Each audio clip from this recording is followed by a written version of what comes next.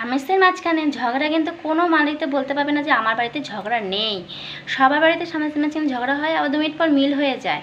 আর অনেক মানুষ আছে যে কাটা গায়ে নুনের ছিটা যেমন দেয়, সেমনি আগুনের মধ্যে ঘি ফেলে দিয়ে ক্যাচালটা আরও বাড়ায়। ঠিক আছে, তখন স্বামী স্ত্রী কী মিল হবে, আরও বাড়ি বাড়ি তুলবে, তখন ক্যাচাল অশান্তি, তখন মা বাড়ির থেকে লোক আসে, মারধর করে, তখন নিয়ে চলে যায়। সেটা হচ্ছে অনেক মানুষ আছে সেটা এরকম করে। ঠিক আছে বন্ধুরা, সেটা না করে যখন ঝগড়া হবে তখন বোঝাতে হবে যে না থাক। একজনকে ছেলেকে বলতে হবে তুমি সরে বসো, মেয়েকে বলতে তুমি সরে বসো, তারপর তুমি চুপ করো, তারপর রান্নাবান্না করো, সব করো।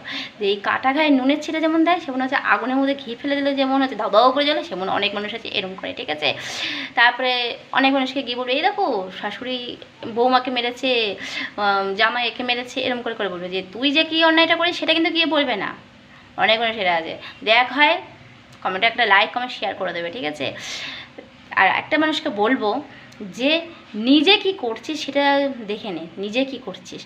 লোকের কি লোকের না কি সেটা না দেখলে চলে যাবে। ঠিক আছে, লোকের ঘরে ঝগড়া হবে, অশান্তি হবে, কান পেতে না শুনে নিজে কি করছিস সেটা দেখে যা।